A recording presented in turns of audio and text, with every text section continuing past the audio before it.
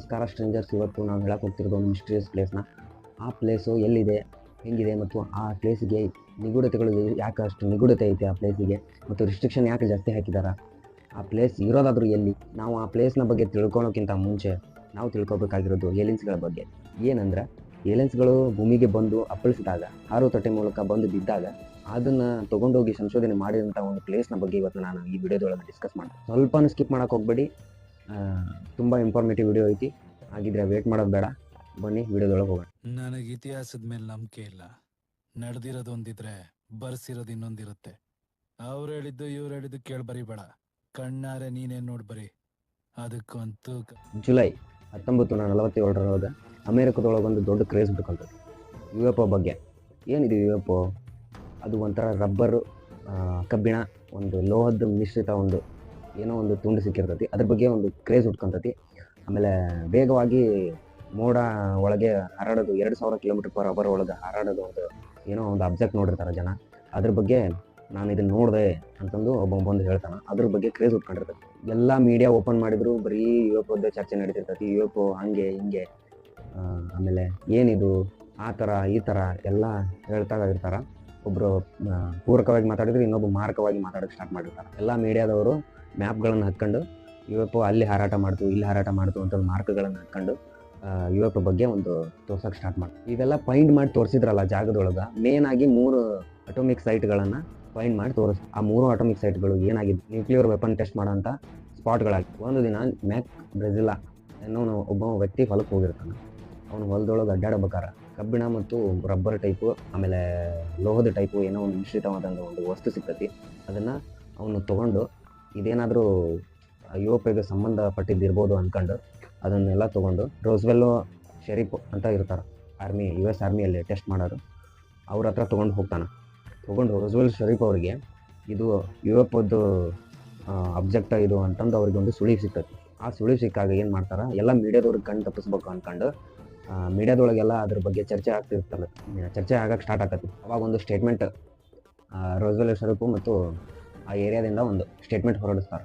ಏನು ಸ್ಟೇಟ್ಮೆಂಟ್ ಅಂದ್ರೆ, ಅವತ್ತು ತೊಗೊಂಡು ಬಂದಿರೋದು ಅದು ಏನು UFO ಅಲ್ಲ, ಅದೊಂದು ನಾರ್ಮಲ್ ಲೆದರ್ ಬಲೂನ್. ಅದು ಬಲೂನ್, ನಾರ್ಮಲ್ ಲೆದರ್ ಬಲೂನ್ ಅಂತಂದು ಹೇಳಿ ಅದನ್ನು ಕ್ಲೋಸ್ ಮಾಡ್ತಾರೆ. ಆಗ ಎಲ್ಲ ಮೀಡಿಯಾದವರು ಇದನ್ನು ನಂಬ್ಕೊಂಡು, ಇಲ್ಲ ಅದು UFOಗೆ ಸಂಬಂಧಪಟ್ಟಿದ್ದಲ್ಲ ವಸ್ತು, ಅದೊಂದು ಲೆದರ್ ಬಲೂನು, ಅದೇನು ಇಲ್ಲ, ಸುಮ್ಮನೆ ಅದು ಅಂತಂದು ಅವರು ಸುಮ್ಮನೆ ಆಗಿಬಿಡ್ತಾರೆ. ಸ್ವಲ್ಪ ದಿನ ಕಳೆದಂತ ಅದು ಕೋಲ್ಡ್ ಆಗಿಬಿಡ್ತೈತೆ ಅದು ವಿಷಯ. ಎಲ್ಲ ವಿಷಯ ತಣ್ಣಗಾದ್ಮೇಲೆ ಬಹಳ ವರ್ಷಗಳ ನಂತರ 1970ಗೆ ಒಂದು ರೂಮರ್ಸ್ ಸ್ಪ್ರೆಡ್ ಆಗಕ್ಕೆ ಸ್ಟಾರ್ಟ್ ಆಗತ್ತೆ. ಏನಂತಂದ್ರೆ, ಅಮೇರಿಕದ ನ್ಯೂ ಮೆಕ್ಸಿಕೋ ಡೆಸರ್ಟ್ ಮೇಲೆ ಒಂದು ಹಾರುತಟ್ಟೆ ಹರಡ್ಕೊಂಡು ಬಂದು ಒಂದು ಕರೆಂಟ್ ರೀತಿಯ ವಸ್ತುವಿಗೆ ಅದು ಕ್ರ್ಯಾಶ್ ಆಗಿ ಬಿತ್ತು. ಅದರಿಂದ ಬಿದ್ದಂತಹ ಏಲಿಯನ್ಸ್ಗಳು ಸತ್ತು ಹೋದವು ಅಂತ ಬರ್ತೈತಿ. ಆದ್ರೆ ಅದ್ರೊಳಗೆ ನಿಜವಾದ ಏನಂದ್ರೆ, ಏಲಿಯನ್ಸು ಯಾವುದೋ ಒಂದು ಬದುಕಿತ್ತು, ಅದನ್ನು ತೊಗೊಂಡು ಹೋಗಿ ರಿಸರ್ಚ್ ಮಾಡಕ್ಕೆ, ಅವರ ಟೆಕ್ನಾಲಜಿಯನ್ನು ನಾವು ರಿಸರ್ಚ್ ಮಾಡಿ ಇಂಜಿನಿಯರಿಂಗ್ ಮಾಡೋಣ ಅಂದ್ಕೊಂಡು ತೊಗೊಂಡು ಹೋಗಿದಾರ ಟೆಸ್ಟ್ ಮಾಡಕ್ಕೆ. ಅದು ಟೆಸ್ಟ್ ಮಾಡೋ ಪ್ಲೇಸ ಏರಿಯಾ 51.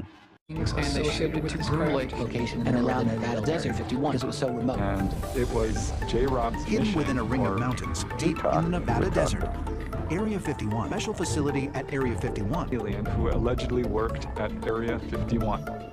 ಇವಾಗ ಏಲಿಯನ್ಸ್ಗಳದಾವು ಅಥವಾ ಇಲ್ಲ ಅನ್ನೋ ಪ್ರಶ್ನೆ ಬರಲ್ಲ.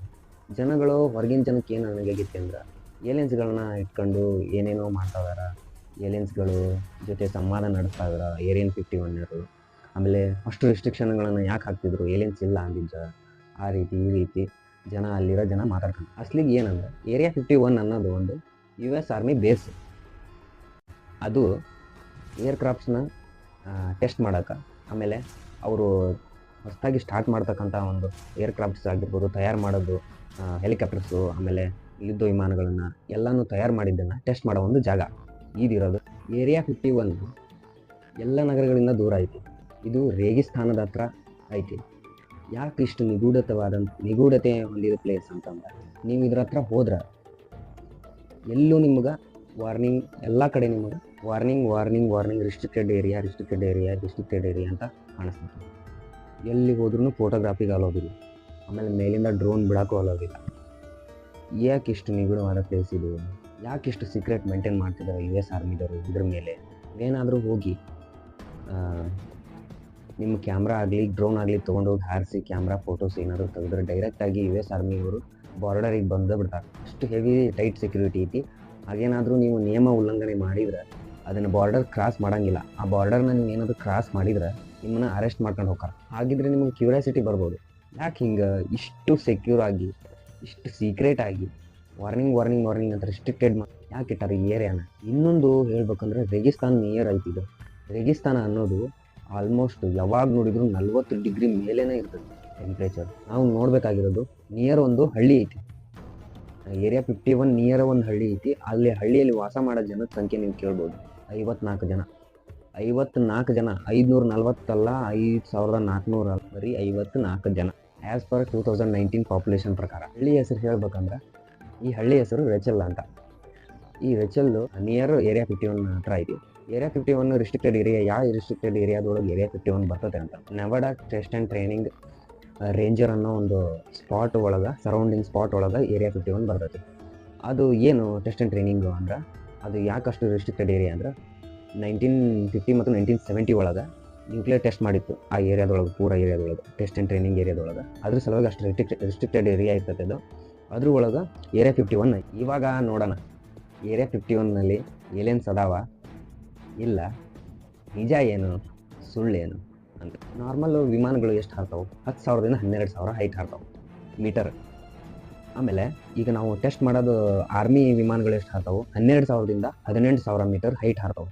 ಇವಾಗ ನೀವೇ ಥಿಂಕ್ ಮಾಡಿ ನೋಡ್ರಿ, ಸನ್ಸೆಟ್ ಟೈಮ್ ಒಳಗೆ ಈ ಏರ್ಕ್ರಾಫ್ಟ್ಸ್ನ ಟೆಸ್ಟ್ ಮಾಡ್ತಾರೆ.